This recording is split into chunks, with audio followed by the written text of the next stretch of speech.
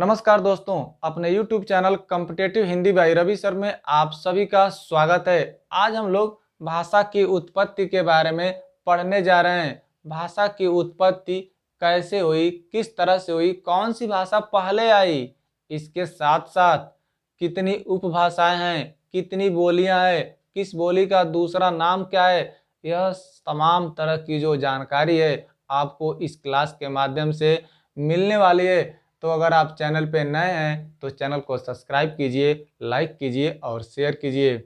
आज की क्लास आप लोगों के लिए बहुत ही महत्वपूर्ण है।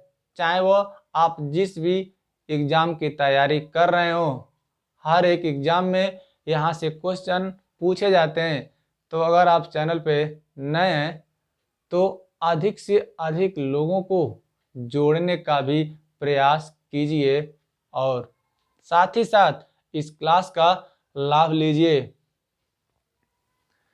तो सबसे पहले देखेंगे आज हम भाषा की उत्पत्ति के बारे में कि भाषा की उत्पत्ति कैसे हुई, किस रूप में हुई, कौन सी भाषा सबसे पहले आई। तो सबसे पहले हमारे सामने कौन सी भाषा आती है? संस्कृत। संस्कृत को हम देववाणी के नाम से भी जानते हैं। तो संस्कृत का समय क्या रहा है? संस्कृत का समय है 1500 ईसा पूर्व से लेकर 500 ईसा पूर्व। जानते हैं कि ईसा पूर्व घटते हुए क्रम में आगे चलता है। तो 1500 से 500 ईसा पूर्व। दूसरा क्या आता है? इसके बाद पाली भाषा का जन्म होता है और इसका समय क्या है? 500 ईसा पूर्व से लेकर 1 ईस्वी तक। यह ईसा पूर्व नहीं है, 1 ईस्वी तक।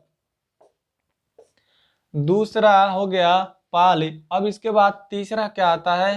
पाल के बाद आता है प्राकृत। प्राकृत का समय कब से माना जाता है? अब वहीं से उठाएंगे, 1 ईस्वी से लेकर 500 ईस्वी तक। इसके बाद आता है अपभ्रंश। अपभ्रंश का समय क्या होता है? 500 ईस्वी से लेकर 1000 ईस्वी तक। और इसके बाद आता है लास्ट में हिंदी। यानी इतने अत्यधिक बदलाव के बाद हिंदी का विकास होता है। यानी इतने परिवर्तन के बाद हिंदी का विकास होता है। तब हिंदी का देखेंगे 1000 ईस्वी से आज तक।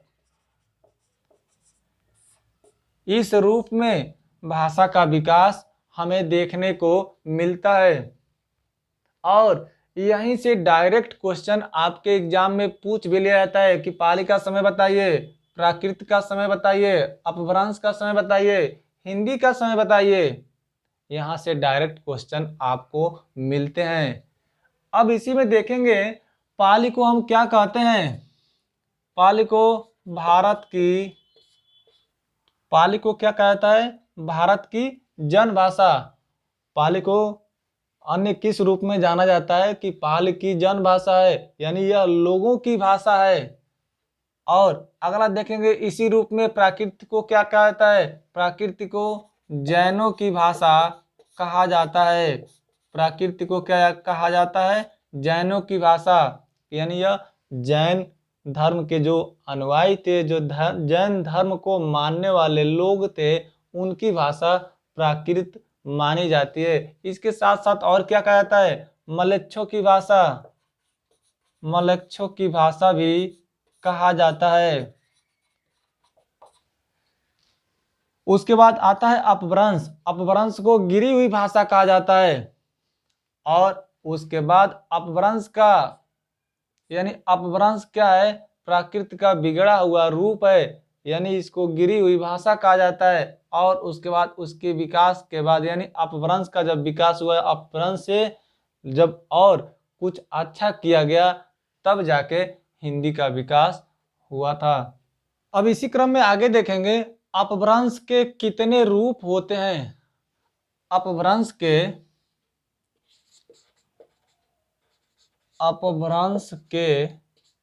कितने रूप होते हैं। अपभ्रंश के 7 रूप होते हैं, जिसमें पहला क्या है, सार सैनी अपभ्रंश, दूसरा ब्राचड, तीसरा खच, चौथा मागधी, पांचवा महाराष्ट्री, छठा पैसाची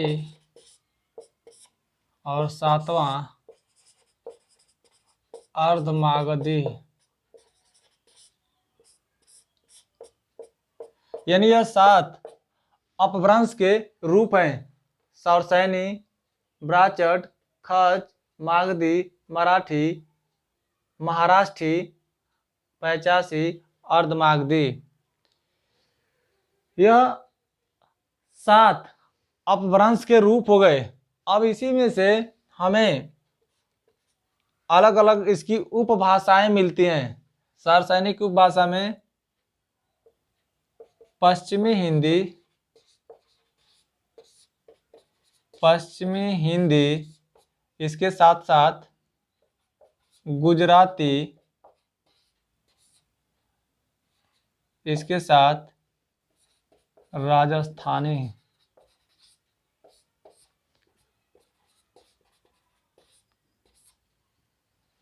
हिंदी और गुजराती।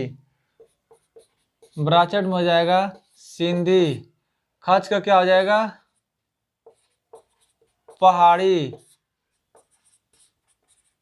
पहाड़ी हिंदी। मागधी में क्या होता है, उड़िया,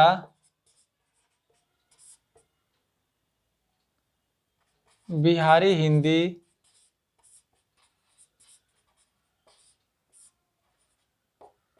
असमिया।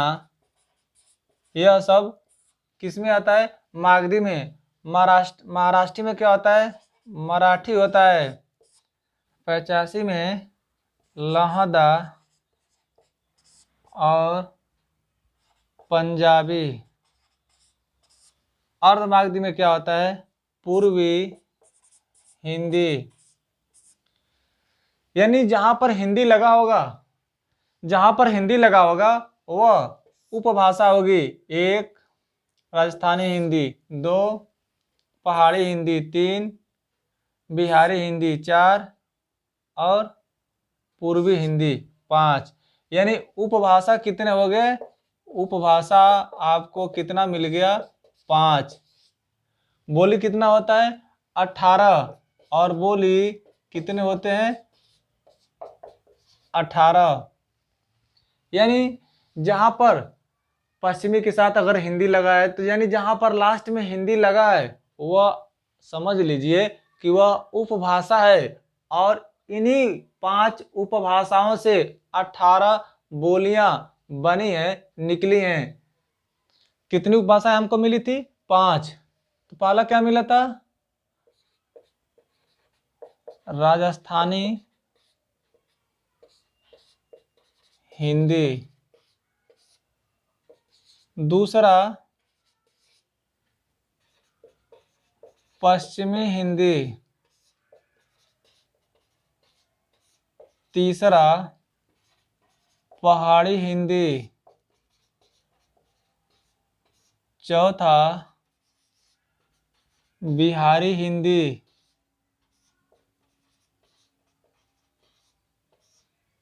और 5वां क्या था, पूर्वी हिंदी। 5वां क्या था, पूर्वी हिंदी। तो देखेंगे हमारे सामने 5 उपभाषाएं मिल गई, राजस्थानी हिंदी, पश्चिमी हिंदी, पहाड़ी हिंदी, बिहारी हिंदी और पूर्वी हिंदी। यह 5 उपभाषाएं हो गई और इन्हीं 5 उपभाषाओं से 18 बोलियां निकली हुई हैं। तो पहला हम देखेंगे राजस्थानी हिंदी से कौन कौन सी निकली हैं। पहला मारवाड़ी।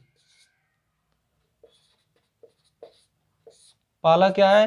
मारवाड़ी। इसको क्या कहा जाता है? पश्चिमी राजस्थानी। दूसरा मालवी। मालवी को क्या कहा जाता है? दक्षिणी राजस्थानी। मालवी को क्या कहा जाता है? दक्षिणी राजस्थानी। जयपुरी। जयपुरी को क्या कहा जाता है? पूर्वी राजस्थानी। चौथा क्या मिलता है? मेवाती। मेवाती को क्या कहा जाता है? उत्तरी राजस्थानी। यानी देख रहे हैं कि राजस्थानी हिंदी के यानी राजस्थानी जो हिंदी उपभाषा है इसके 4 बोलियां हैं। कितनी बोलियां हैं? 4 बोलियां हैं। और यह 4 बोलियां किस रूप में है? मारवाड़ी, मालवी, जयपुरी, मेवाती। और कभी कभी इसी से डायरेक्ट क्वेश्चन पूछा जाता है कि मारवाड़ी का दूसरा नाम पश्चिमी राजस्थानी। दूसरा मालवी। मालवी का दूसरा नाम दक्षिणी राजस्थानी। जयपुरी का दूसरा नाम पूर्वी राजस्थानी। मेवाती का दूसरा नाम उत्तरी राजस्थानी। इस रूप में भी इससे क्वेश्चन पूछे जाते हैं। अब देखेंगे पश्चिमी में।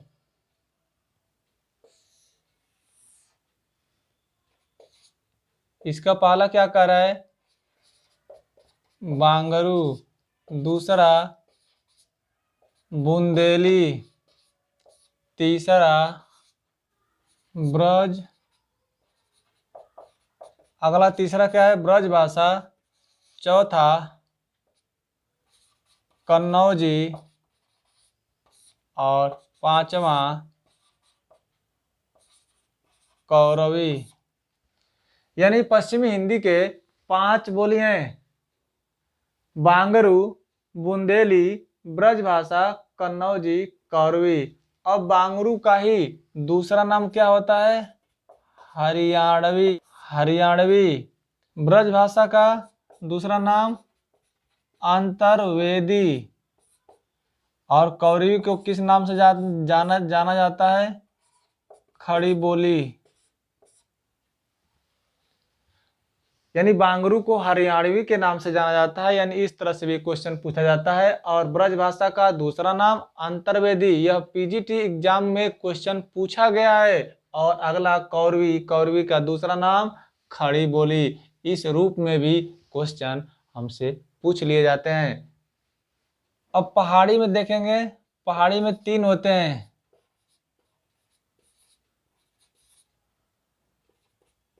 गढ़वाली, कुमाऊनी,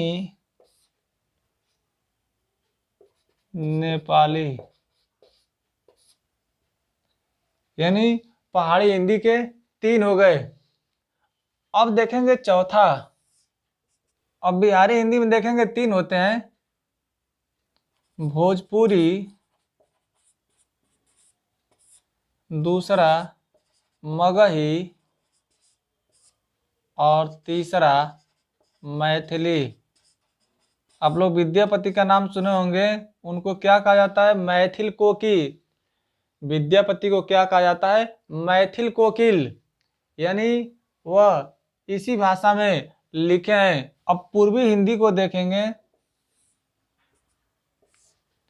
पूर्वी हिंदी में 3 होते हैं। पहला क्या है? अवधी।